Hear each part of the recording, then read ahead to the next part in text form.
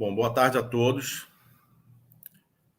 Eu me chamo Adriano Campos e, em nome da Sociedade Brasileira de Biossegurança e Bioproteção, vamos fazer uma apresentação hoje sobre saúde única, o qual vai ser apresentado pelo Dr. Douglas McIntosh, que é professor associado em Biologia Molecular, que é professor associado em Biologia Molecular no Departamento de Parasitologia Animal da Universidade Federal do Rio de Janeiro, desde 2010. Dr. Douglas é graduado em Microbiologia pela Heriot-Watt University da Escócia, em 1987, e doutor em Microbiologia Aplicada pela mesma universidade, em 1990. Possui pós-doutorado pela Universidade de Barcelona, na Espanha, em 1992, e também um pós-doutorado pela Universidade Heriot-Watt, na Escócia, de 90 a 91 e 93 a 95. Ele foi pesquisador sênior da Universidade de Plymouth, na Inglaterra, de 96 a 97. Pesquisador visitante do Departamento de Bioquímica e Biologia Molecular do IOC na Fiocruz, entre 97 e 99. Pesquisador visitante de Biomanguinhos, Fiocruz, de 97 a 2002. Cientista sênior de desenvolvimento da Research and Productivity Council, no Canadá, entre 2003 e 2005. Especialista visitante de Biomanguinhos, Fiocruz, 2005 a 2007. Professor associado em Microbiologia da Universidade de Limerick, na Irlanda, entre 2008 e 2009. E professor associado de Biologia Molecular do Departamento de Parasitologia Animal da Universidade Federal Rio de Janeiro, Universidade Federal Rural do Rio de Janeiro, desde 2010. As áreas de pesquisa e concentração é carrapatos e doenças transmitidas por carrapatos, principalmente Rickettsia, detecção, identificação e vigilância, bioecologia de carrapatos e de aves, microbiologia de carrapatos, competência vetorial e potencial zoonótico de Mycobacterium leprae em tatus. Dr. Douglas, sem mais delongas, gostaria de passar a palavra ao senhor, em nome da Sociedade Brasileira de Biossegurança e Bioproteção, em nome do nosso presidente, professor, doutor Cláudio Mafra.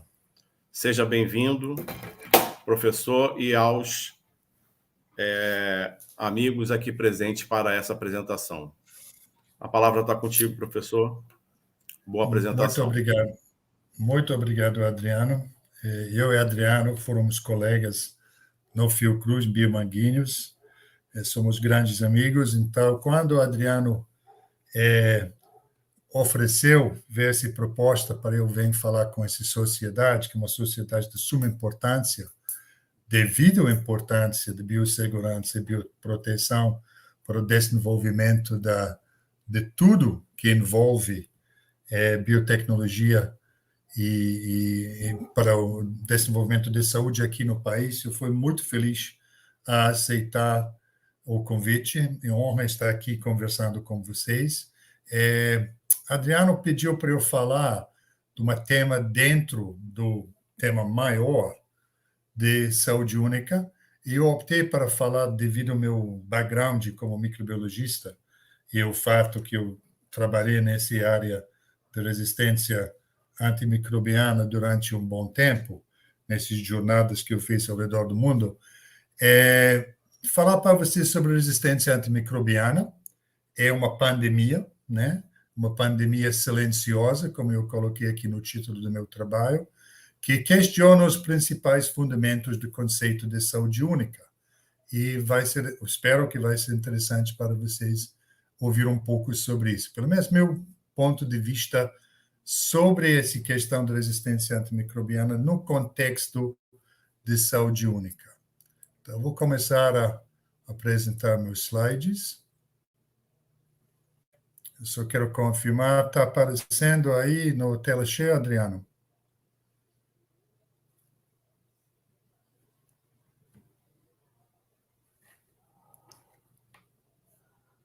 Eu espero que sim, né? Tá, eu vou começar partindo do princípio que vocês estão vendo, né? Então, o título é, como eu falei para você, Resistência Antimicrobiana, essa pandemia silenciosa, que questiona os princípios fundamentais do conceito de saúde única. Eu optei para usar essa imagem aqui, que vem de um trabalho que eu vou discutir um pouco mais em frente, uma imagem interessante da questão da resistência antimicrobiana. E, como o Adriano falou, eu sou um membro do corpo docente do Departamento de Parasitologia Animal, eu também na Universidade Federal Rural do Rio de Janeiro, em Seropédica, eu também sou membro do corpo docente do programa de pós-graduação em Ciências Veterinárias, apesar de não ser veterinário. Então, a saúde única é essencialmente isso, é um conjunto de ações em que você tentar juntar essas três áreas de saúde: saúde humana, saúde animal e saúde ambiental. O saúde única é um conceito, o nome dele em inglês é One Health, e essa terminologia One Health, saúde única, ele foi introduzido no início desse século, né? E refere-se a uma noção que já vem sendo entendido por mais de um século, é que a saúde humana e a saúde animal são interdependentes e que eles são vinculados aos ecossistemas onde coexistem, né? E mais especificamente, a gente pode definir a saúde única como os esforços colaborativos de várias disciplinas, incluindo profissionais da área de medicina, medicina veterinária, ciências ambientais, pesquisadores de várias áreas, trabalhando localmente, nacionalmente e globalmente para atingir a saúde ideal para as pessoas, animais e nosso meio ambiente. Então, é um conceito muito nobre. Aqui a gente tem a mesma imagem desses três setores, mas estamos começando a ampliar um pouco maior esse conceito, vendo que ele envolve vários aspectos. A gente vai ver isso ao longo da apresentação, que é muito maior que aquela incorporação de um veterinário, um médico e uma cientista biólogo que trabalha no setor ambiental, né? Então, tem várias questões aqui.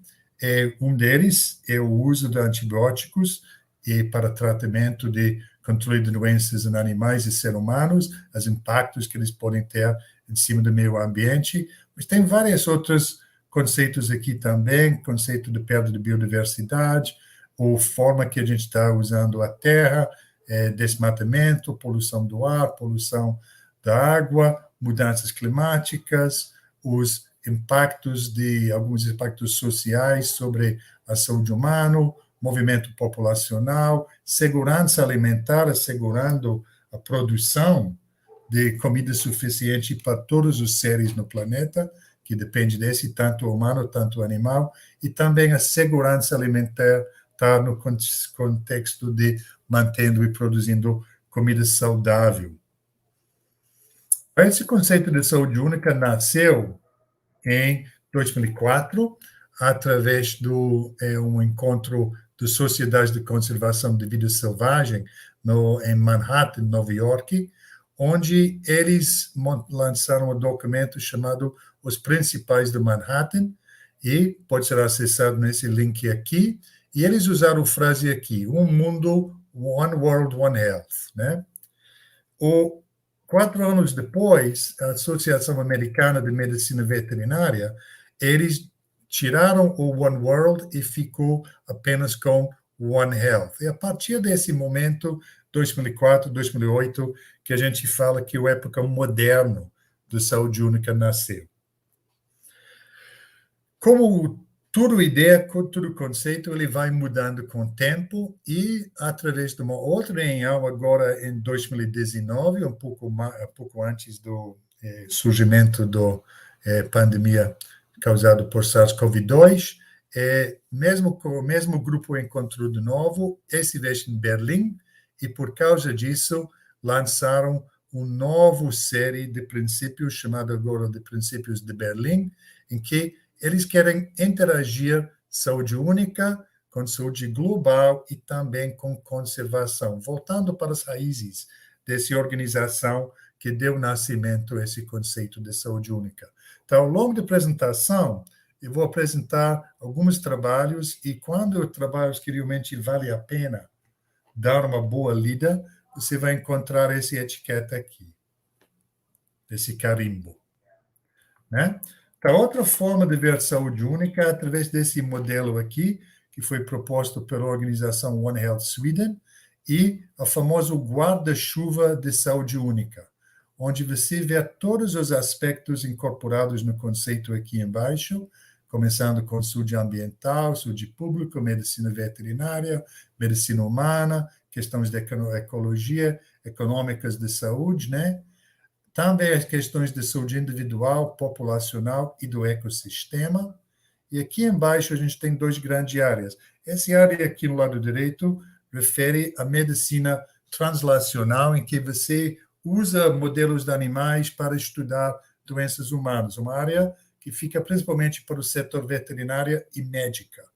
Enquanto essa outra área aqui, você está vendo que tem um grande foco em cima das infecções zoonóticas, questões de bioterrorismo, né?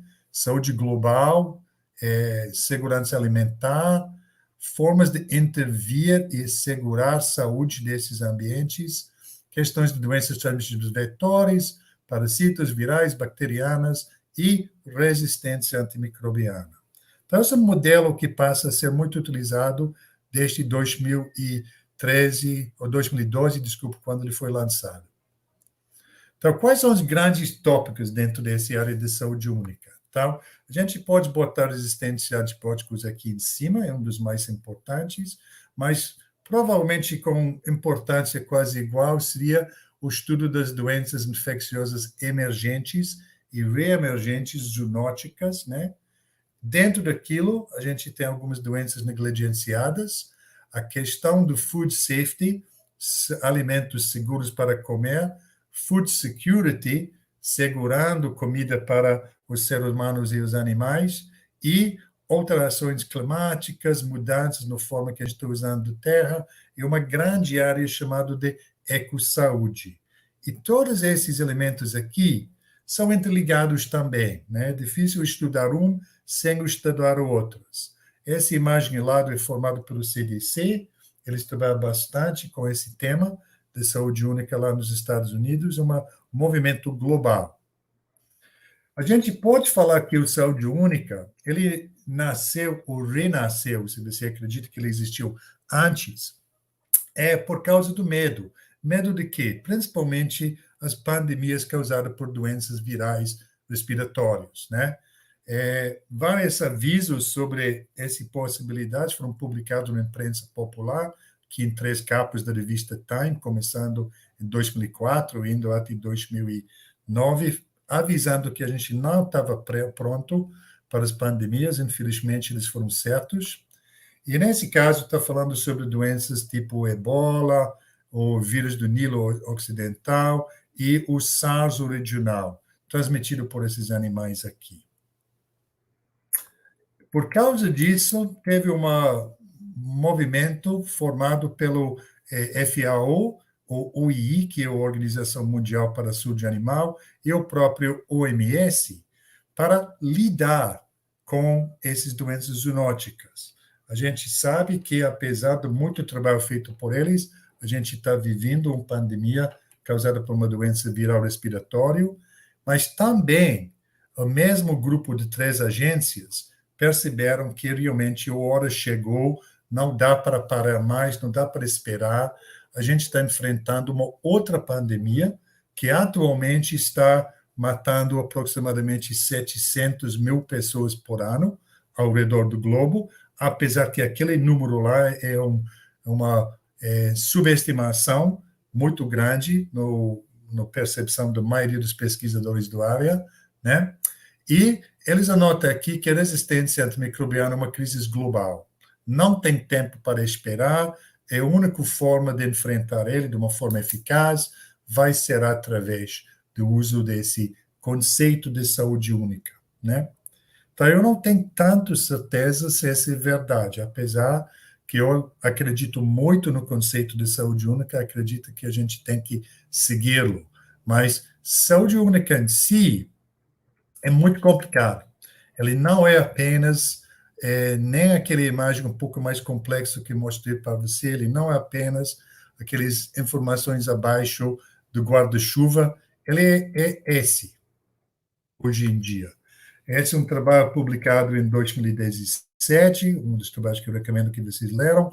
A gente pode até sentar aqui e discutir esse figura durante 45 minutos, uma hora, tranquilamente, em que eles definiram o One Health como sendo um cosmos, em que você tem todos esses aspectos aqui, zoonoses firmemente aqui no meio, mas a gente tem que ter questões de biodiversidade, questões de economia, questões de educação, saúde pública, ou aspectos do saúde humano, animal, ecossistemas, como eles são todos interligados, vários tipos de saúde de vários tipos de animais, animais silvestres, animais de produção, nossos animais de campanha, né?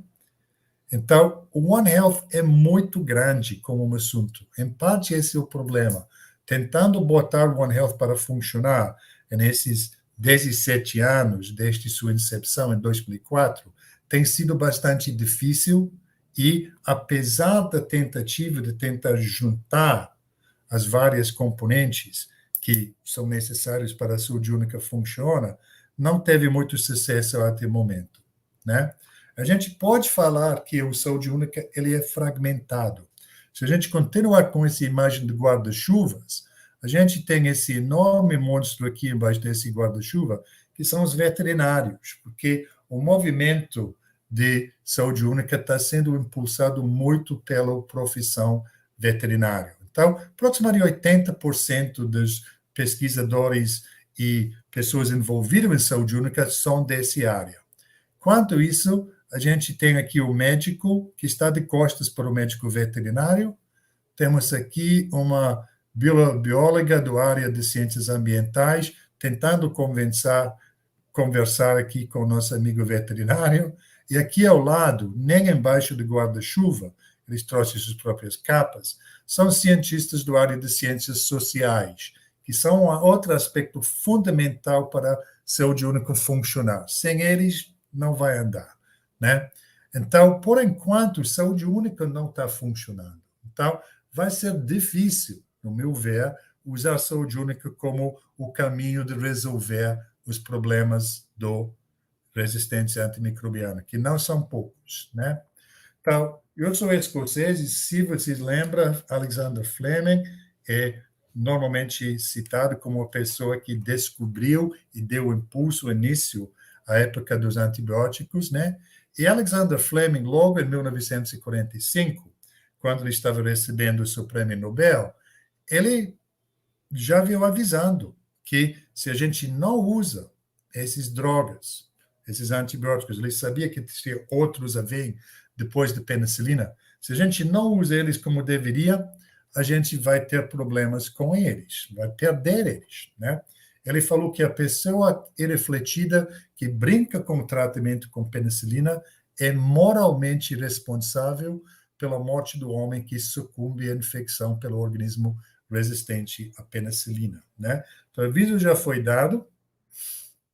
E aqui, agora, é onde a gente está, tá?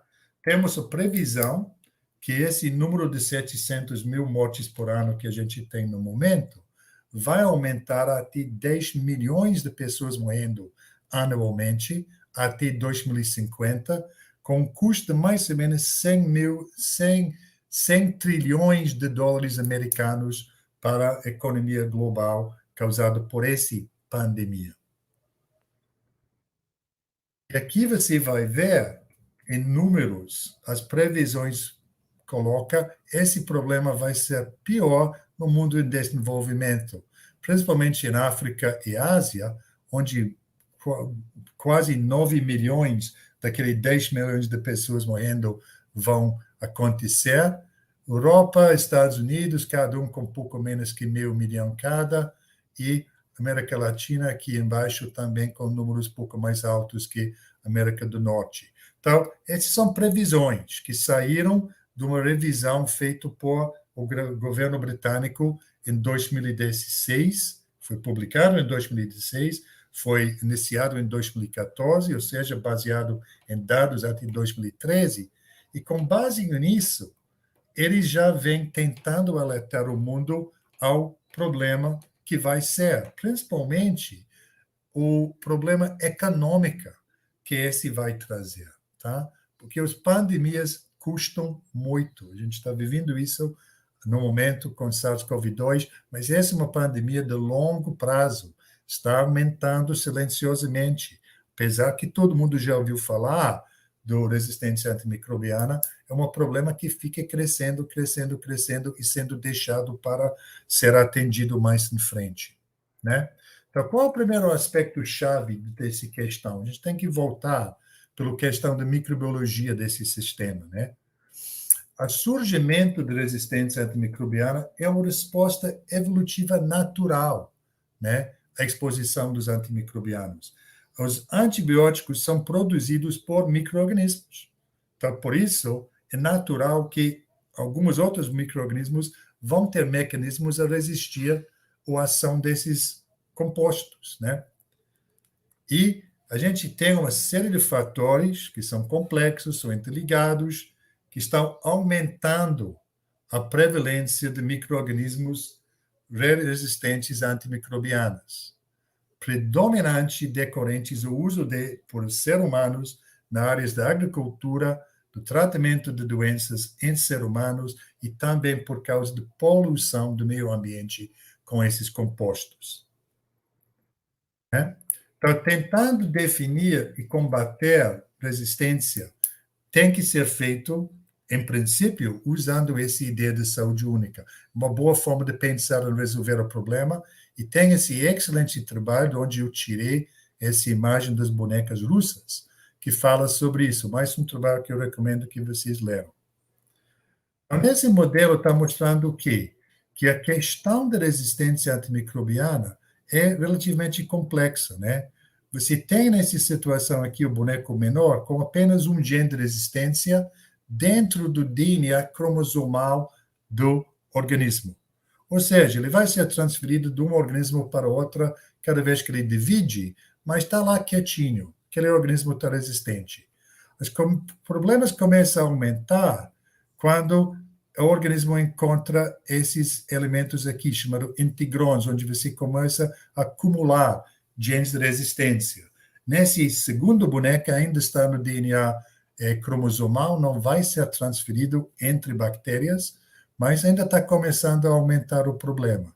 Os problemas realmente começam a ficar maior quando esse gene se encontra nesses elementos aqui, plasmídios, que são elementos móveis, que podem ser transferidos entre bactérias, resultando aqui em um clone com os plasmídios dentro deles. Cada vez que ele divide, ele vai passar esse plasmídio para o prole, e essas bactérias aqui são capazes de transferir esses plasmídios para outros organismos, em qualquer ambiente em que eles convivem, e quando eles enfrentem ou não pressão por causa da presença de antibióticos. Se esses organismos acabam entrando dentro de um paciente aqui, um ser humano, mesmo saudável, quando ele fica doente e ele entra no hospital para ser tratado, os antibióticos não vão funcionar, né? Então, esses são os genes que a gente conhece. Mas a gente tem que pensar também que nosso conhecimento sobre antibióticos e os genes que dão resistência a eles é muito limitado.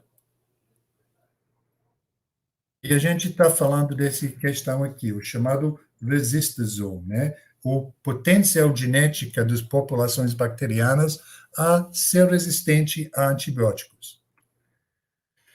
Esse acontece em todas as áreas, 3 áreas que a gente tem interesse. Acaba nos ambientes dos solos e águas, acaba tendo microbiomas dentro dos animais de produção, silvestres, e nossos pets, e também dentro de nós humanos aqui, em que a gente tem nossas bactérias comensais, bactérias ambientais que a gente encontra, e as bactérias patogênicas. Todos eles com elementos que dão resistência antimicrobiana, né? Algumas que são expressas e que dá esse, e outros elementos dentro daqueles genomas que são precursores, que têm a possibilidade de virar elementos capazes de dar resistência. Pode ser que eles estão localizados no cromossoma de alguma bactéria e nem tenham função principal de dar resistência a antibiótico. Mas, se eles acabaram fazendo parte de essa outra parte dos microbiomas, o mibulon, ou onde você está trabalhando com coisas móveis, né? O que acontece? Você tem esses genes aqui em seu resistoma, em todo aquele microbioma global que você está lidando. Tem algumas, pequena parte essa força genética aqui, capaz de dar resistência a antimicrobianos, que dá resistência aos antibióticos que a gente usa na clínica, no tratamento de seres humanos ou animais, né? E uma parte deles já está aqui nesse mobilome, estão capazes de ser transmitido entre bactérias. O problema é quando esses outros genes aqui começam a pular para essa parte aqui por causa dessa pressão seletiva que a gente bota em cima deles. Lembrando que o potencial desse microbioma geral a produzir esses produtos é muito desconhecido, mas eles são capazes de produzir muito mais produtos que a gente pode imaginar, né? E a gente apenas produz uma pequena parte desses moléculas para fazer esses antibióticos que a gente produz e usa para tratar doenças, né? Então, a gente tem que começar a pensar em estudar esses mecanismos, né? Como que a gente vai fazer isso? A gente tem que usar técnicas de biologia molecular moderno para fazer isso.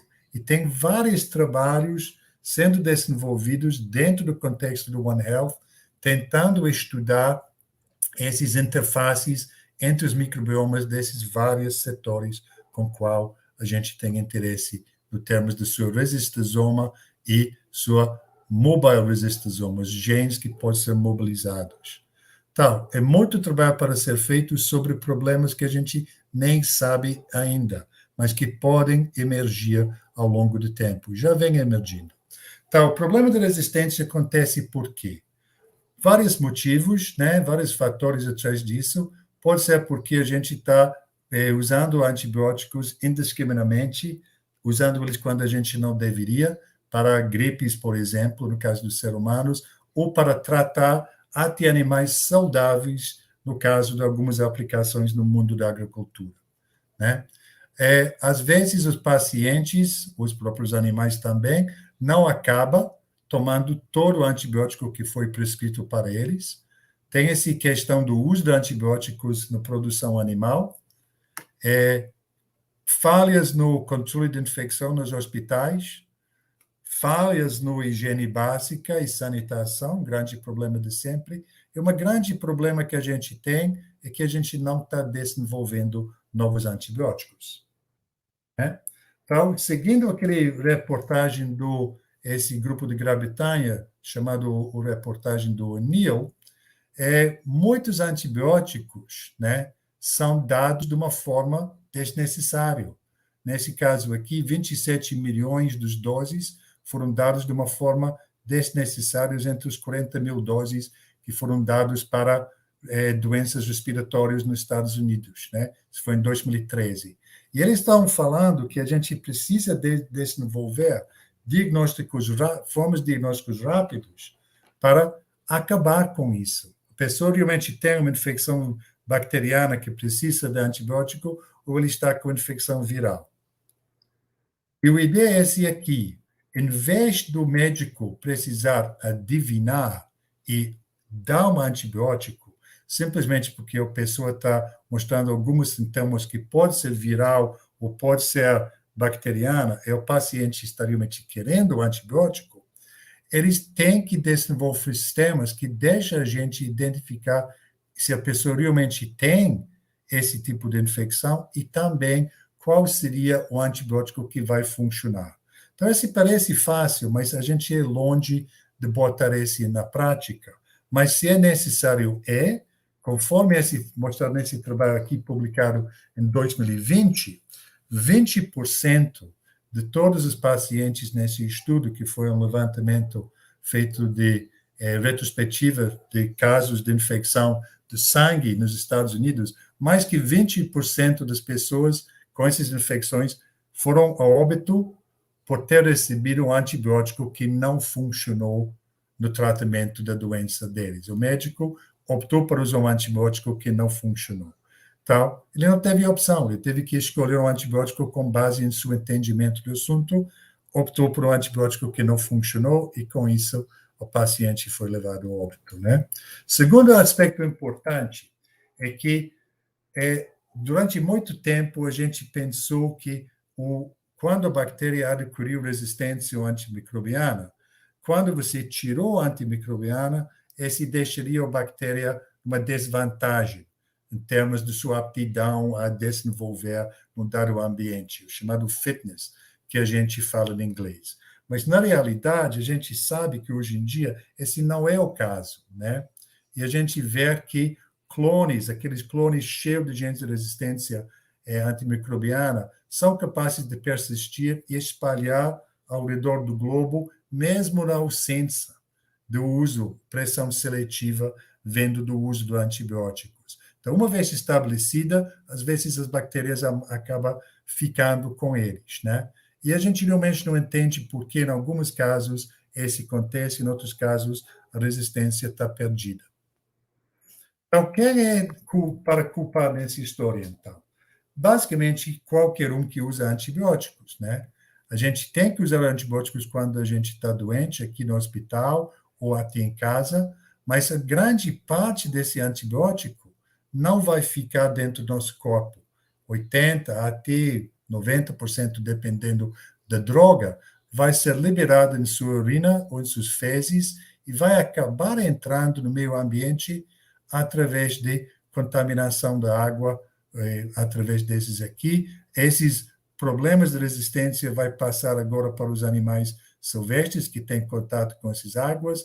O animal aqui, nossos pets que recebem, também vão acabar contaminando o meio ambiente. E aqui, na área de produção de animais de produção, a aplicação de antibióticos aqui vai produzir material fecal, urina, que as fezes podem ser usadas como esterco para fertilizar essas terras, e esses genes resistentes às bactérias associados com eles vão entrar dentro dessas plantas e tudo vai voltar de novo para o ser humano e por aí vai. Uma coisa cíclica, né? Então, desde que esses produtos foram introduzidos nos anos 40, os antibióticos viram parte integral da produção animal, né? E muita gente aponta para a produção de animais como uma grande motivação para o problema que a gente tem. Mas ele não é tão claro assim, não. Tá? Os fezes dos animais já foram determinados a ser um hotspot potencial para a disseminação de resistência de genes de resistência antimicrobiana. E nesse modelo você está vendo a mesma ideia que eu vendi para você antes. Os fezes são misturados com todas essas bactérias, genes resistentes ao próprio antibiótico, passa para o meio ambiente e você consegue ter esses problemas. Esse outro infográfico aqui está mostrando para você que é um problema muito mais dinâmico que esse, né? Você até tem contaminação do ar, você tem a água sendo contaminada por esse material saindo por causa da chuva, a gente tem contaminação do meio ambiente através da produção de antibióticos, os fezes e urina do ser humano saindo e contaminando a água, produção desses produtos na aquacultura, né? Material que passou por o tratamento da água, mas ainda consegue chegar lá. Então, é super complexo o problema, né? E outro problema que a gente tem hoje em dia é que essa questão de se você para de usar o antibiótico, a bactéria vai perder aquela resistência, não é o caso, é o contrário, né? A maioria, cada vez mais está claro que as bactérias estão adquirindo e gostando e ficando com eles. E assim, a gente tem que fazer o máximo, quando a gente tem uma nova antibiótico, uma futura antibiótico, a minimizar a possibilidade que ele vai desenvolver resistência, mesmo sabendo que a probabilidade é que vai desenvolver resistência, né? Então, a gente tem essa situação agora, que os antibióticos, que são produtos naturais produzidos por outros micro-organismos, em que a produção comercial de antibióticos, ele supera a sua síntese natural, né? De modo que nós, os seres humanos, agora, somos a principal fonte de antibióticos no meio ambiente. Então, a gente realmente está estragando esse enorme presente que a gente ganhou. Mas como e quanto a gente está estragando? A gente não sabe. Porque quantificar esse problema é o grande problema. Quantos antibióticos estão sendo usados no mundo, em cada país, ou até num dado hospital, a gente não sabe. Quais são os antibióticos que estão sendo usados e para quê? Também a gente não sabe. A gente está usando eles na área de medicina veterinária como promotores de crescimento, está sendo usado por profilaxia, metafilaxia, em que você trata um rebanho inteiro para evitar a possibilidade de emergência de uma doença naquela população. O OMS, desculpa, já está procurando saber, publicou essa reportagem em 2021.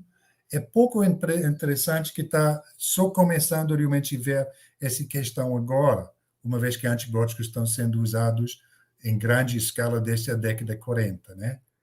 E os dados aqui são decepcionantes e interessantes ao mesmo tempo. Então, aqui você tem vários países em rocha que estão envolvidos no monitoramento de resistência antimicrobiana em seus países. E tem poucos países que estão envolvidos nessas avaliações de quanto antibiótico está sendo utilizado. Quando você vê a lista, a forma que eles estão querendo pegar essa informação é desde o momento que aquela droga está sendo usado, seguindo todo o caminho de onde ele está sendo usado, quem está liberando ele, está sendo usado para quê, e até monitorando o mercado para saber quais são as quantidades de drogas que estão sendo usadas, né? Mas, infelizmente, são poucos países que estão envolvidos nesse exercício do uso dessas drogas para a saúde humana. Por outro lado, na área veterinária está tendo bastante progresso. Tem esse quinto relatório feito pela OI, né, Organização Mundial para a Saúde Animal, em que quase todos os países dos várias regiões do mundo estão participando. Você está vendo nesse mapa aqui, a maior parte do mundo está participando. Eles também estão monitorando o uso dessas drogas como para promoção de crescimento, e hoje em dia são a minoria dos países que estão fazendo isso, apesar que ainda tem algumas drogas importantes para a saúde humana que estão sendo usadas nesse contexto, colistin, enofloxacina, quinolona, aqui, eritromicina. Eles têm valores, apesar que eles sabem que esses valores realmente são uma subestimação da quantidade de drogas que estão sendo usados, mas você está vendo aqui que em volta do globo estão aproximadamente 100 mil toneladas de antibióticos que estão sendo usados, com tetraciclina sendo o mais utilizado, que é uma surpresa para muita gente, porque muita gente acha que tem tanta resistência à tetraciclina que não está sendo usado, mas ainda tem bastante uso de tetraciclina. Você está vendo quase 40%, pouco mais que 40% de todo o uso são essas drogas. Esses são os animais terrestres, e até nos animais aquáticos tem um grande uso. Sou ultrapassado por esse grupo aqui por causa de uma única droga chamada florfenacol, que está muito utilizado na aquacultura. Então, muitos trabalhos apontam para a gente parar de usar antibióticos na agricultura, Mas essa é verdade que a gente deve fazer isso, tem evidências por isso, né? Esse foi levantado em 2018, fez uma revisão sobre isso e concluiu que não sabia, não chegou a uma conclusão fechada, apesar que acha que sim. Mas tem estudos mais recentes em que a gente está usando todas essas técnicas de última geração de biologia molecular para avaliar os genes e os elementos de resistência que estão encontrados em bactérias do setor da agricultura, a comida produzida a partir daqueles animais e nas populações humanas que estão consumindo aquela comida. E nesse estudo aqui, publicado em 2019, eles não acharam uma link definitiva entre as bactérias que estão presentes, os genes, os mecanismos de resistência presentes nos animais e o que está aparecendo em pacientes em hospitais com, nesse caso, cepas de Escherichia coli. Teve outro estudo, esse foi feito em Grã-Bretanha, teve outro estudo feito em uma pequena comunidade no Equador, em que eles compararam as bactérias, as Escherichia coli, as genes de resistência antimicrobiana, os plasmídios que encontraram dentro deles, e também, basicamente, não teve essa troca de material genética entre os dois setores, questionando realmente essa questão, que muita gente acusa a agricultura de ser responsável por esse problema, né? Esse trabalho aqui é interessante, vale a pena dar uma lida sobre ele. Eles fizeram uma excelente avaliação de todos os dados disponíveis até o momento. Os dados hoje em dia estão melhorando muito, mas mesmo com esse, a gente vê que, apesar que a gente não chegar a ter essas superbactérias que estão tão problemáticos para a saúde humana, a agricultura está com um problema crescente de resistência dentro dele. E eu aviso você ler todos esses trabalhos. Uma área em que a gente realmente sabe que a agricultura provavelmente foi o motivo por um grande problema que está emergendo é resistência à colistina. Em parte porque os animais de fazendas e as bactérias de animais e do animais aquáticos também são reservatórios de genes de resistência à colistina. Agora, esses genes se pularam para o mobilon e são móveis. E com isso a gente está tendo muito problema na saúde humana, porque a gente tem esses vários genes aparecendo, dando resistência a esse antibiótico que é super importante, uma das últimas formas de tratar doenças causadas por superbactérias hospitalares. E nesse caso aqui, esse mapa está mostrando para você que é um problema que só surgiu realmente a partir de 2015 e colistina estava sendo usado muito na agricultura por décadas antes disso. Hoje em dia a gente tem esse problema aqui. A gente tem pessoas doentes com essas bactérias, com esses genes móveis contra a colistina em Egito, tem em Algéria, também tem em vários animais de produção, animais silvestres. Em Europa, a gente tem os mesmos genes sendo espalhados por esses plasmídios aqui, principalmente nesse Escherichia coli, né? Aqui, agora na Europa, a gente está começando a ver em outras bactérias, salmonelas, klebsielas, enterobacters, citrobacters, e até em Itália tem essas bactérias sendo detectadas em água, saindo de torneiras. Então, está um problema e tanto que provavelmente a agricultura teve parte nele, né? Então, como que a gente vai resolver isso? Saúde Única tem que colaborar com o agronegócio para convencer eles a melhorar a forma que eles trabalham com antibióticos. E para Saúde Única funcionar, ele tem que ganhar uma colaboração mais forte com o agronegócio. A pena é que tanto hora, outra, ver cada um como sendo o diabo. Esse tem que ser resolvido, senão a gente não vai ter problemas para esse. Então, antibióticos no ambiente, o que a gente está enfrentando?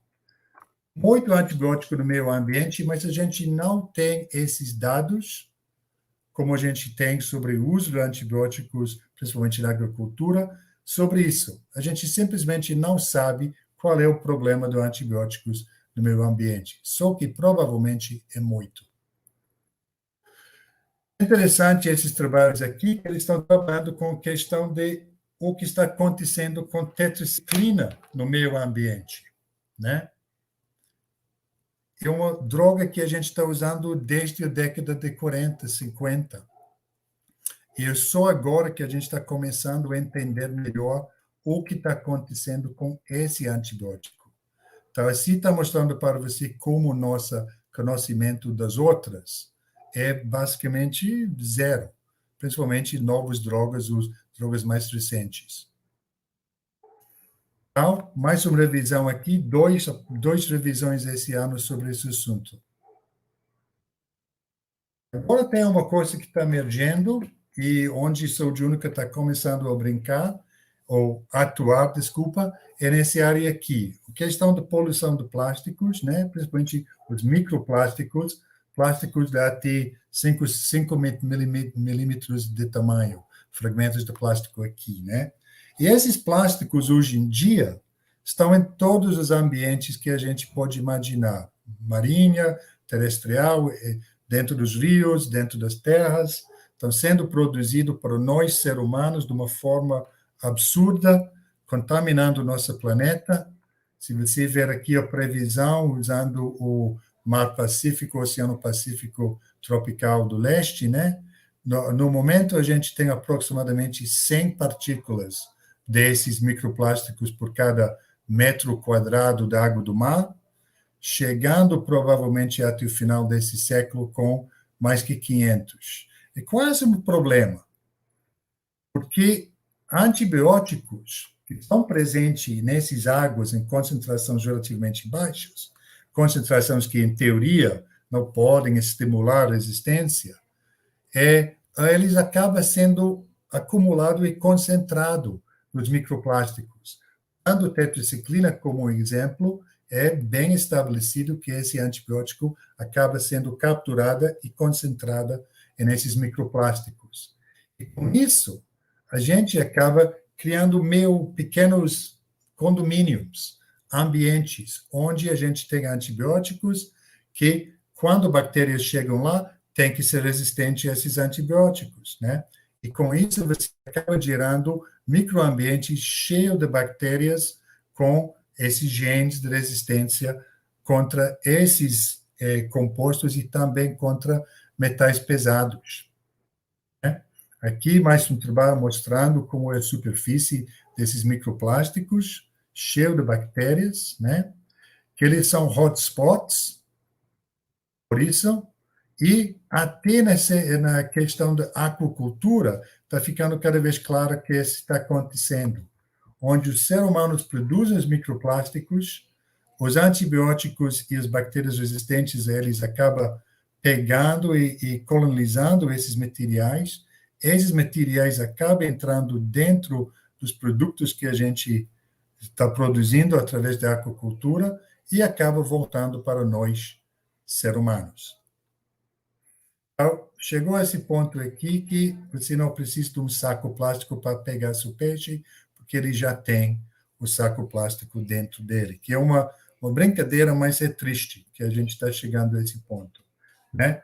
Porque o que está acontecendo aí é a formação do que a gente chama de biofilmes, onde as bactérias chegam inicialmente aqui, essas bactérias chegam aqui sozinhas, começam a aderir nas superfícies, acaba formando microcolônias e acaba tendo vários tipos de bactéria aqui interagindo não só entre si, mas também com esses vírus aqui, bacteriofagos, que são capazes de pegar a material genética de uma bactéria e transferir para outra.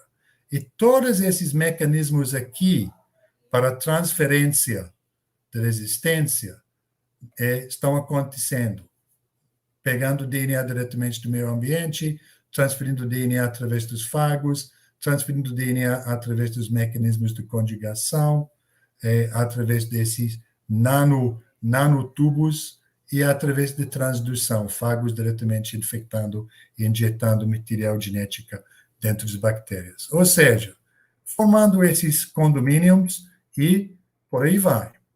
Então, a gente tem aqui, essas bactérias vivem em comunidades onde a transferência da matéria genética é constante, né? A construção desse novo bioma é um bioma dinâmica que está crescendo, chamado plastisfério, né? É um desenvolvimento muito preocupante que vai desafiar e muito nossa capacidade de enfrentar o problema da resistência antimicrobiana. E, se você pensa no mundo, a maior parte desse globo é azul. Então, a gente realmente está criando uma bomba relógio para a gente, né? Aqui tem esse problema, falando sobre resistência à colistina. Escherichia coli com plasmídios, com genes dando resistência à colistina, já estão sendo encontradas contaminando a água do mar. Então, o alarme está tocando. Então, o problema da resistência antimicrobiana é esse.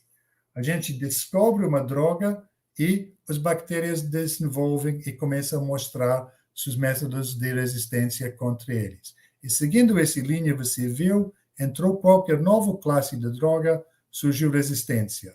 E a gente tem esse problema aqui. São 30 anos desde uma nova classe de antibiótico foi introduzido, né? A gente tem uma tempestade perfeita. A gente não está investindo na produção de novos antibióticos e o número e tipos de bactérias resistentes está aumentando.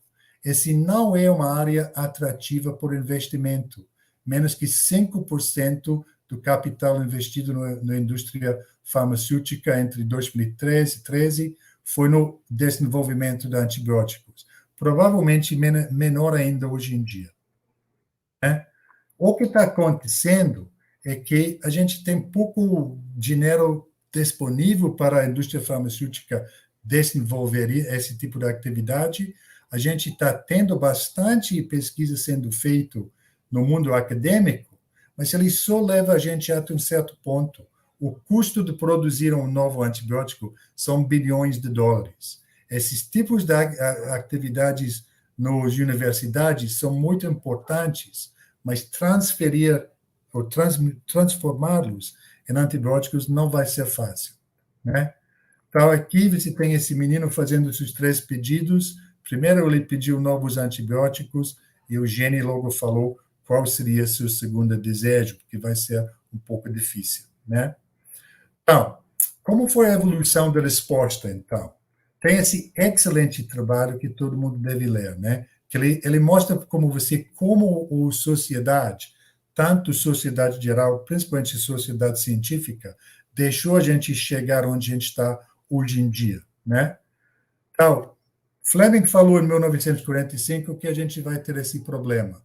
Mas nos anos 50 e 60, a gente estava descobrindo novos antibióticos, teve bastante otimismo, né? Nos anos 60, a gente descobriu a existência do plasmídios, e esse abriu esse fantasma dos superbactérias, né? E esse seguiu até os anos 80. Nos anos 80, teve uma chamada pela comunidade científica tentando alertar a classe política da importância disso, né? Que resistência antimicrobiana é um problema global que afeta todo o planeta. Esse rolou até os anos 90. Agora, nos anos 90 até 2013, nesse artigo aqui, a gente chegou a essa ideia que a gente tem tantas infecções resistentes antimicrobianas, principalmente no setor clínica humano, que a gente está chegando no final do era dos antibióticos, né? E agora a gente está nesse momento em que a resistência antimicrobiana é vista como sendo tão importante como as mudanças climáticas. O alarme está tocando, né? Mas é pouco coisa e tarde demais. É difícil falar, gente, mas eu leio esse trabalho aqui, que foi publicado em 1969, quando eu estava estudando microbiologia como aluno de graduação. Eu leio esse em 2014, o Neil Report. É um pouco de déjà vu, não tem muita diferença entre as recomendações no 2, e esse mais recente de 2019, mesma história, né? Então, como que a gente vai resolver esse problema? Será através do que a gente está fazendo, One Health? Eu não sei. E no caso do uso de antibióticos no setor clínico, é educação. Tem que ser retreinamento dos médicos, tem que ter mais controle sobre a forma que a gente usa essas drogas, tá? O problema é óbvio, a gente tem uma quantidade pequena de drogas que ainda funciona, temos que optimizar isso. No setor veterinário, a situação está um pouco diferente. A gente tem que começar também a questionar como a gente está usando as drogas. Muito menos a gente está usando promotores de crescimento, tá? Isso está andando na direção certa. Mas a gente sabe que esse problema com colistina, por exemplo, ele saiu dessas atividades de usar antibióticos de uma forma profilática para tratar poucos animais no iminência, possível desenvolvimento de doença, tentar evitar aquilo, ou metafilaxis, em que você usa a droga num rebanho inteiro de animais, sem necessidade, né? Só para tentar prevenir uma possível doença. Então, esse está sendo questionado, essa revisão aqui de 2017 mostrou que realmente esse não funciona, tá? Então, vale a pena pensar um pouco sobre isso, né? E mesmo com essa mudança dos promotores de crescimento com base em antibióticos, a gente está vendo que a gente tirou eles, mas a gente está usando outras substâncias para conseguir o mesmo efeito de aumentar a rapidez do crescimento dos animais. A gente usa extratos de plantas, a gente usa metais. E nesse estudo publicado só no mês passado, já está mostrando que tantos antibióticos ou algumas das alternativas que estão sendo usados para promoção de crescimento estão acelerando a transferência dos genes de resistência para o mobiloma, aqueles plasmídeos que deixam as genes ser transferidas. Porém, tem outro estudo também publicado recentemente que comparou os impactos de não usar ou usar zinco e cobre como promotores de crescimento, e eles reduziram esse impacto. Então, tem muita coisa a ser visto ainda lá, né? Então, como que a gente vai resolver esse problema, então? Pensando no futuro.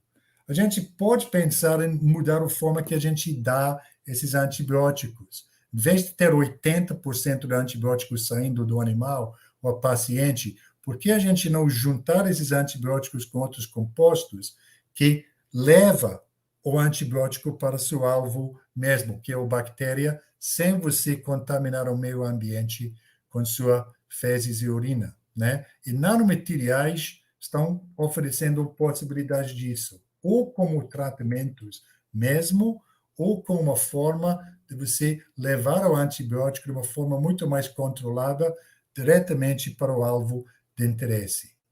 Tem esse estudo aqui, com Staphylococcus aureus, usando esse material aqui, polidilactilglycide, e ele funciona bem.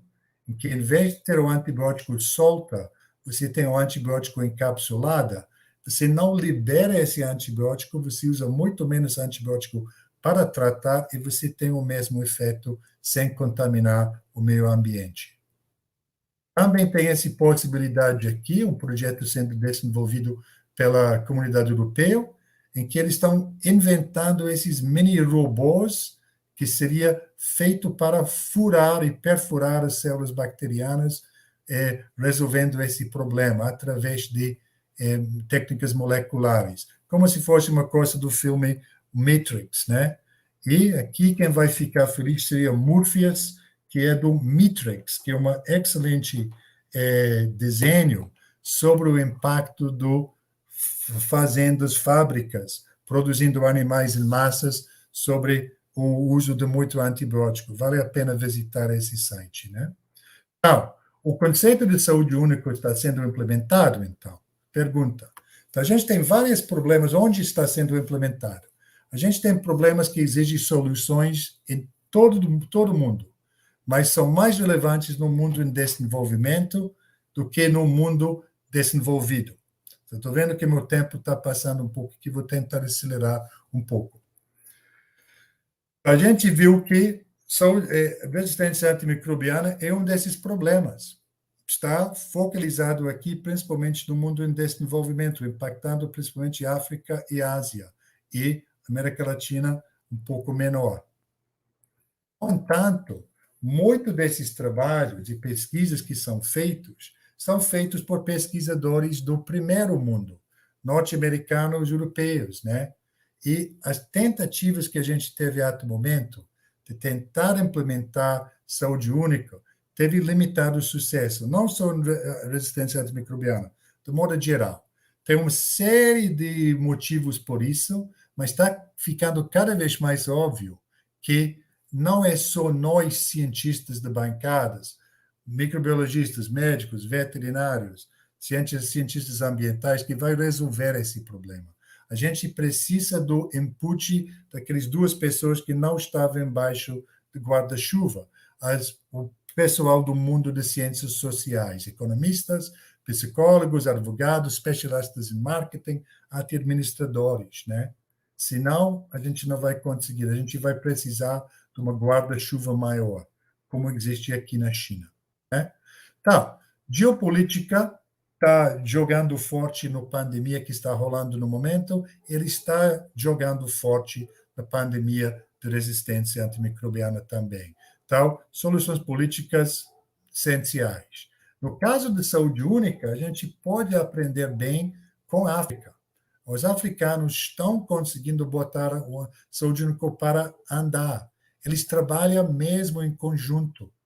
Eles fazem uma integração das áreas mais importantes para eles. Eles identificam bem e eles investem fortemente no parte humano, desenvolvendo gente capacitado a agir com pensamento saúde única, né? Então, saúde única pode funcionar? Sim, mas ele vai funcionar se a gente só fica fazendo pesquisas e usando as técnicas mais modernas? Eu acho que não, né? A gente pode ver a evolução da pesquisa sobre resistência, e a gente vê que a gente começou com esse clássico discos de difusão, que ainda estão o mais comum método nas clínicas. Mas na pesquisa, a gente começou a fazer, eu mesmo fiz, caracterização das resistências associadas com plasmídios, mapeando esses plasmídios. Aqui começou a entrar o uso de sequenciamento em massa, muito sequenciamento até o último nucleotídeo desses genes. A gente caracterizando esses organismos usando técnicas desse tipo aqui, pós-fio de eletroforeses, esses tipos de tipagem, mais uma vez, muito sequenciamento, mais fininho ainda. O uso dessa técnica aqui, que é uma técnica muito utilizada e interessante, que é a identificação de bactérias através de espectrofotometria em massa. Mas a gente está resolvendo o problema. Muita gente acha que a gente tem que ficar implementando esse autossequenciamento para resolver tudo. O próprio Neil Report falou que esse tipo de informação vai ajudar a gente, mas eu não estou vendo pessoalmente esse acontecer. O que eu estou vendo acontecer é esse aqui. A gente tem muito mais bactérias e mecanismos de resistência conhecido hoje em dia, começando nos anos 60, chegando aqui em 2020. A complexidade de nossos métodos para fazer isso e identificar esses até o último nucleotídeo também está aumentando, complexidade. E o número de artigos científicos sobre a caracterização da resistência antimicrobiana também está aumentando, tá? Então, para botar um valor nisso, antes que eu chegue a isso, em contraste a esse aumento de tudo aqui, nosso progresso para controlar o problema de resistência não está andando na direção certa, né? A gente está numa situação pior que a gente estava até 10 anos atrás, né? E se a gente começa a ver essa produção de literatura, muitas vezes, cada vez mais usando essas técnicas, a gente vê que em 1980 teve 8.000 trabalhos publicados sobre resistência antimicrobiana. Em 1990 já estava 11.000, quase 12.000 por ano. Chegando a 2020, a gente tem 44.000 trabalhos sendo publicados por ano. Ou seja, está dobrando com quase cada década. Então, até 2030, a gente vai ter 80.000 por ano, até 2040, 170.000 por ano, e até 2050, quando a gente vai ter esse enorme problema, 300.000 trabalhos por ano sobre o problema. Então, esse é o caminho para ir. Eu acredito que não. A gente tem que pensar um pouco mais. Será que a gente tem que voltar a pensar em soluções que não estão sendo impulsadas pela tecnologia? Em vez de pensar nas soluções mais básicas, a base de reeducação do médico veterinário, para reganhar o uso dessas drogas que a gente já tem e começar a desenvolver novas drogas, eu acho que a gente deve mudar, né? Então, tudo isso vai ter custo. E a gente tem que pensar que aqui no Brasil vai ser a nossa realidade. A gente tem que achar por soluções aqui no Brasil muito mais baratos. Atualmente, a gente tem 4 bilhões de reais disponível para pesquisa, que no caso do dólar e tudo atualmente, a gente está no mesmo nível de financiamento que a gente teve em 2002, 2004, para fazer toda a ciência nesse país. Então, gastar milhões de reais fazendo sequenciamento Next Generation, só estudos pontuais que vai acumulando, catalogando essas informações, não vai resolver o problema. Para resolver o problema, se entra em contato com essa organização aqui, né, que está organizando esse projeto, que está começando a ter algum sucesso sobre o problema da resistência antimicrobiana aqui. Mais uma vez, é o FAO, o OIE, e tem a Associação Pan-Americana para a Saúde, como componente do WHO, trabalhando juntos para combater a resistência antimicrobiana, né? E a gente falou no começo sobre essa questão de mudança climática. Hoje em dia, resistência antimicrobiana é um problema que você pode comparar muito bem com o que está acontecendo com o nosso planeta por causa das mudanças climáticas, né? Ambos eles estão gerando muitos dilemas sociais, né? Tem muito paralelas entre a forma que esses problemas estão sendo abordados e a nossa inércia não vai levar a gente a desenvolver as respostas necessárias, né? Para fechar, eu gostaria de citar as palavras de Marie Curie, tá? Que falou que em vez da gente usar esse modelo de medo, que está muito utilizado em saúde única, e, meu ponto de vista, não é o caminho, ela falou que não tem nada na vida para a gente ter medo, né? Nosso papel como seres humanos e como cientistas é compreender e entender esses problemas. A gente está no momento em que a gente tem que entender melhor. Isso significa sequenciar tudo ao último nucleotídeo? Não. Tem que ver esse problema de uma forma muito mais holística e vem com soluções como uma sociedade, né? Fazendo isso, a gente vai ter muito menos para ter medo, porque a gente pode confiar em ciência a trazer as soluções para esse problema, né? E por isso, desculpe por ter passado meu tempo e muito obrigado. Caso queira entrar em contato comigo, é aqui o meu e-mail, e aqui é o Saúde Única, sendo que ele sempre foi, e por enquanto é, um bicho de 7 cabeças. Então, obrigado.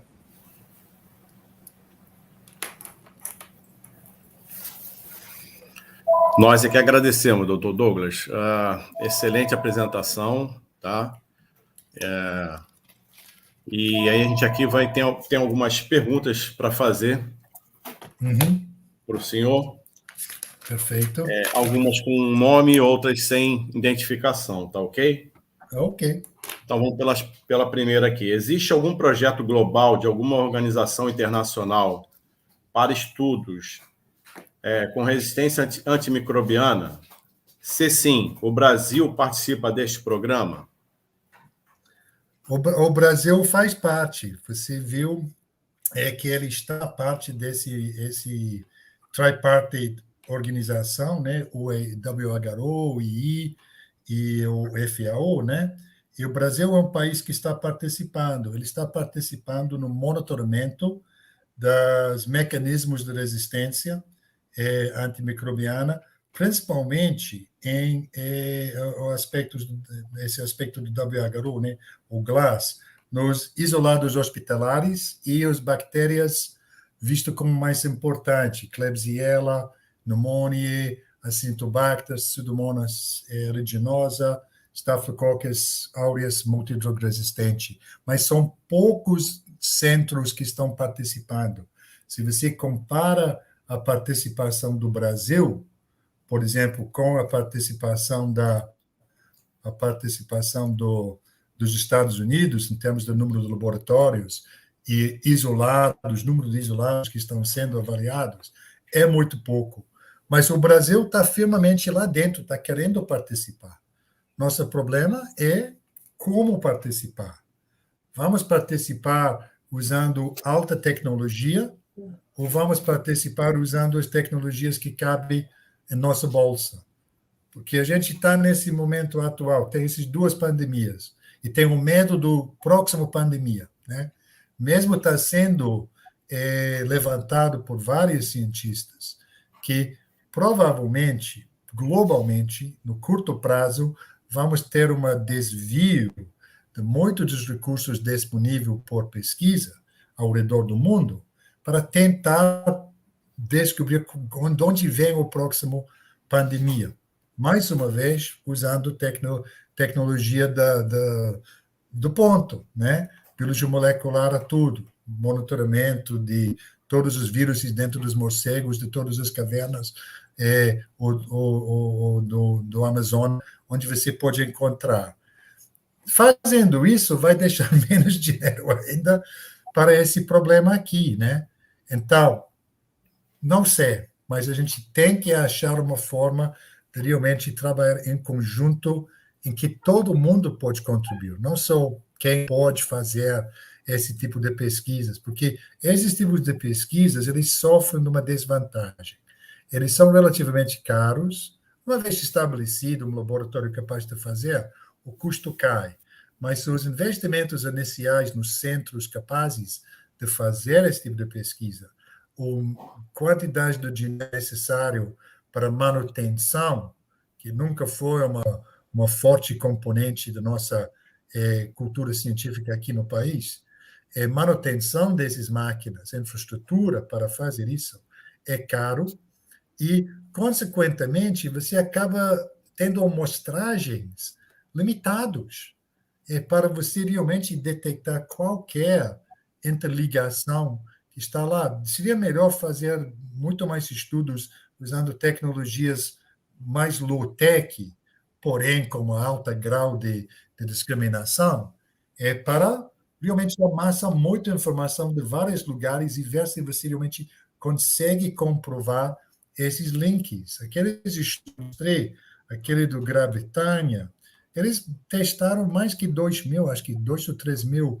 isolados de Tichy-coli de animais, comidas, seres humanos, e não conseguiu mostrar uma ligação entre eles, indo contra que muita gente aceita, que é o uso de antibióticos em animais, está um dos principais fatores atrás da emergência desses genes de resistência que acaba entrando dentro da gente e acaba gerando essas bactérias, superbactérias hospitalares. Será que, apesar de ser altamente tecnológico, ele não está conseguindo cumprir sua função? Por enquanto, né?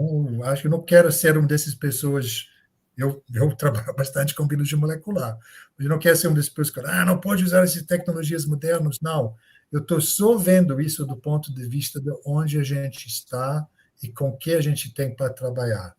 A gente tem que ser um pouco mais inteligente. A África está citado para o OMS como sendo um lugar que está fazendo o melhor trabalho de monitoramento e do problema de resistência antimicrobiana no mundo em desenvolvimento, com muito mais dinheiro que a gente tem aqui.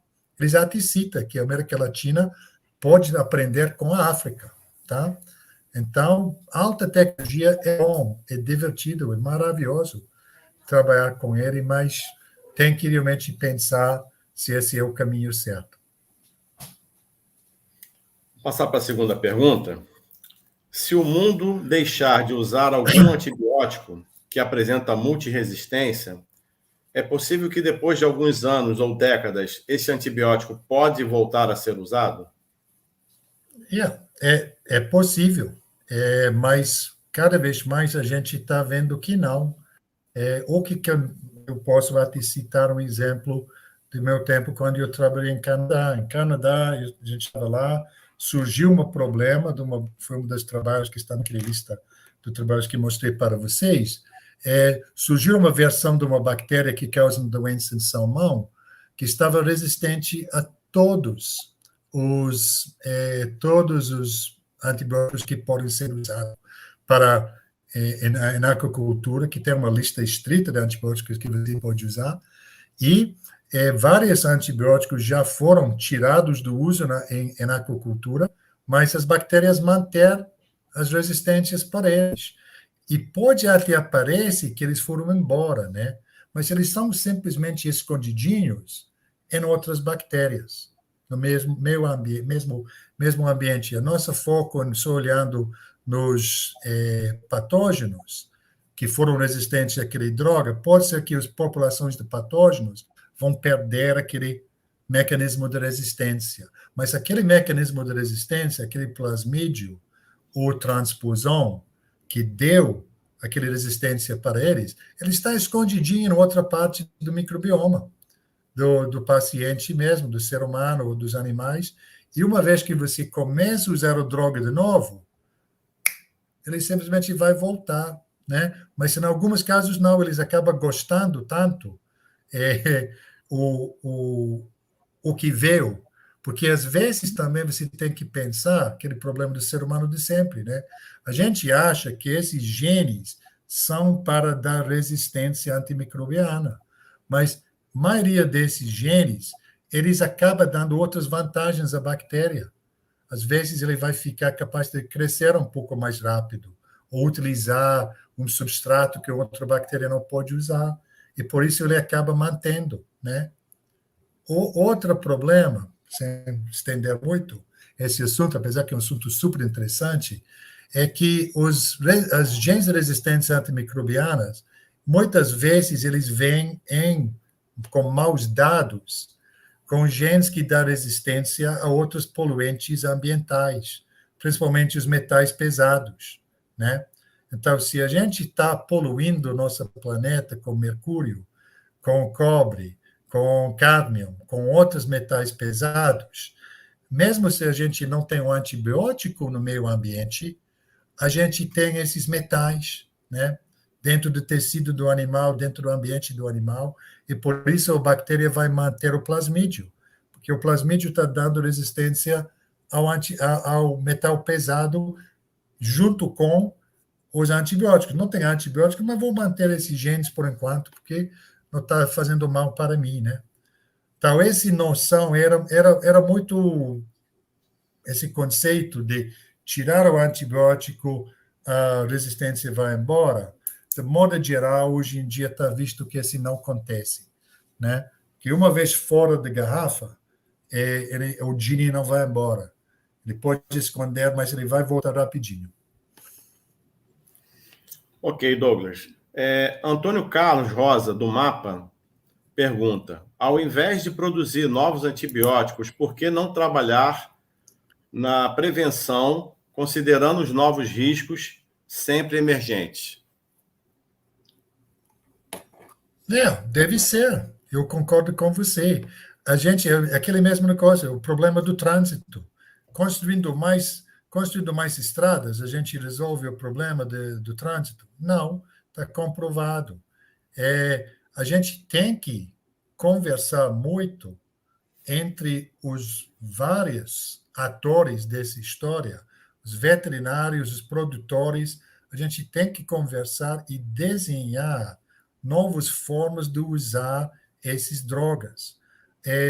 Usando essa analogia com trânsito, será muito importante a gente pensar em reeducar gente que saiu da faculdade muito tempo atrás e não tem, que estão praticantes veterinários ou médicos e que não tem atualização sobre o problema. Eles prescrevem essas drogas usando o mesmo pensamento que eles teve lá na faculdade. Tem que ter até uma forma de... Eu tenho que renovar meu carteira de motorista cada 5 anos. Será que seria interessante implementar uma forma de recredenciamento cada 10 anos para você ser capaz de usar essas drogas? E como o Fleming falou em 1945, a pessoa que está, entre aspas, brincando com esse tratamento, ele não está brincando, mas quem está... E tem que lembrar, quem é que pode usar antibióticos? Médicos e médicos veterinários. Farmacêutico está lá no meio também, mas o voz do farmacêutico muitas vezes está tampada, né? O médico e o médico veterinário que usa os antibióticos, eles têm que pensar melhor em como eles estão usando essas drogas. Soluções existem, né? Já existem combinações de drogas que você pode usar para alguns tratamentos. As práticas de usar antibióticos como para promoção de crescimento, aprendemos, não é uma boa, mudou. Só que a gente está vendo que esse problema não é necessariamente o uso do antibiótico por essa função. Usando outras substâncias, também pode dirigir, e provavelmente de forma diferente, mas está, naquele estudo que eu mostrei lá, está mostrando que usando até um composto feito, um pozinho feito de cogumelos, que você teve essa estimulação dos genes de resistência para plasmídios. Eles acabaram aumentando aquele mobilon, a capacidade daqueles genes ser disseminados, né?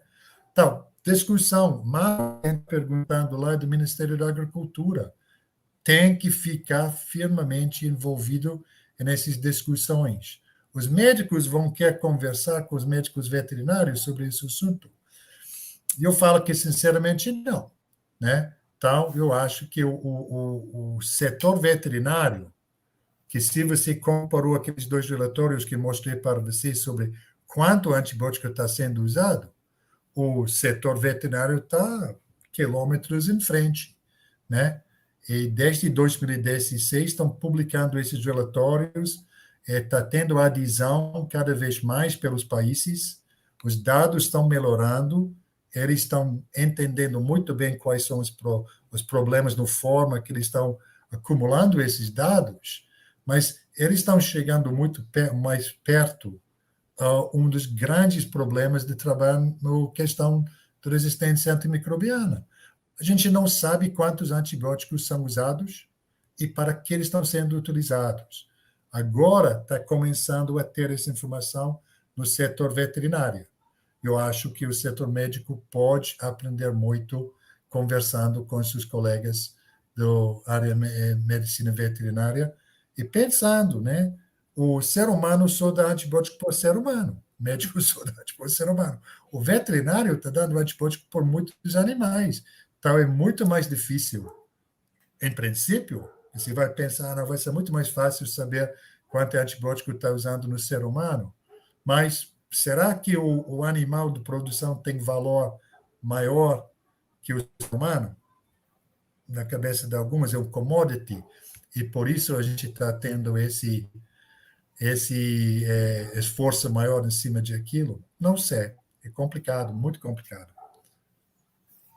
Deixa eu fazer só um conserto aqui. O professor Antônio Carlos não é do MAPA, ele é do FEAM, Fundação okay. Estadual do Meio Ambiente de Minas Gerais, tá?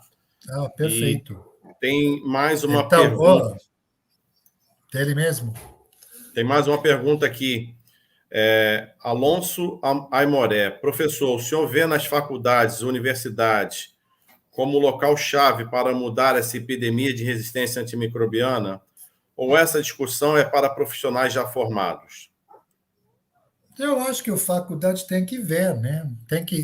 Ele tem que ver, ele tem que virar um assunto, e já tem países fazendo isso. Portugal implementou um projeto de incluir aulas, cursos mesmo, sobre o uso de antibióticos com os alunos de escola secundária, né? Entendimento do assunto, sem entrar em, obviamente, não entrar no qual é o gene responsável por a doença, nada disso aqui, mas o conceito mesmo da importância dessas drogas para a idade, né? Que resistência antimicrobiana é um assunto social, afeta todos nós, é nossa atitude. Quem aqui vai questionar que o médico dá um antibiótico para você, você está doente, você quer melhorar, o médico vai dar um antibiótico para você. Você vai falar para ele, não, porque eu não quero contribuir para o problema da resistência antimicrobiana global? Claro que não, você vai pensar em você mesmo, né? Em primeiro lugar, você vai ter seu interesse individual, apesar que a gente está vendo que esse é um problema como muito parecido com mudança climática, o uso do energia fóssil, né? Gasolina, carvão, essas coisas.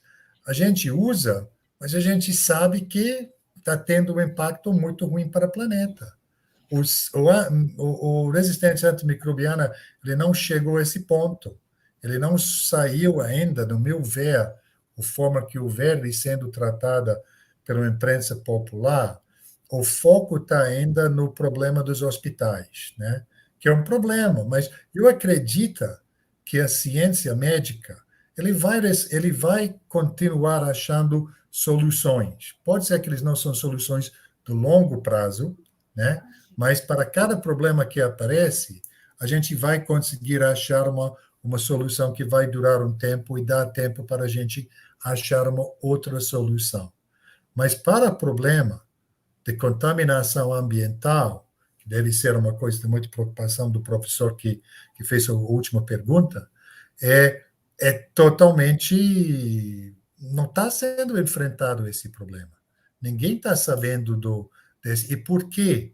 Porque eu não era capaz de mostrar para vocês os dados que mostram quanto antibiótico a gente tem no meio ambiente. Mas se você parte do princípio que 80% do antibiótico que está administrado para animais vai acabar saindo no fezes deles ou na urina, e que aquele material vai ser aplicado diretamente na terra de novo como adubo, né? Levando aquelas bactérias, aqueles genes para as próprias plantas que a gente vai usar e consumir, né? Às vezes cru, até alface, esse tipo de coisa, ou aquele material, se ele não está coletado, ele vai ser levado daquele terra pela chuva, ele vai passar por os rios, ele vai passar pela água abaixo do solo e, eventualmente, ele vai chegar lá no mar, né? Aquele problema que a gente está vendo da colistina. As genes de resistência à colistina móveis dentro de Xixi coli estão sendo encontrados nesse Xixi coli na água do mar, né? Onde a gente tem aqueles microplásticos montando seus condomínios, né? E está parecendo barra, né? Até o final do século vai ter 500 desses partículas por metro quadrado de água do mar, né? E 70% do planeta é coberto de água. Então, a gente realmente está criando um grande problema. Douglas, a tempo eu gostaria de dizer que o Alonso Aimoré é major médico do Corpo de Bombeiro Militar do Amapá, tá? Que eu não falei antes, né? Eu acho que, assim, que pelo avançar da hora, né, essa foi a última pergunta. Eu quero, em nome da Sociedade Brasileira de Biossegurança e Bioproteção, agradecer muitíssimo sua participação, né, em nome da sociedade, do nosso presidente, Cláudio Mafra. E agradecer a todos os membros e aos presentes aqui nessa nossa apresentação. Muitíssimo obrigado, sua palestra foi excelente, muito bem, bastante elogiada aqui no chat. Tá? Obrigado, e Adriano. esperamos contar Obrigado a com todos. você. Esperamos contar com você em uma próxima ocasião. Muitíssimo obrigado. Espero que sim, né? Trazendo uma notícia boa, eu espero, que já está resolvido o problema de resistência antimicrobiana. Tá? De preferência. Pelo menos são parte dele. Muito Obrigado, obrigado. professor.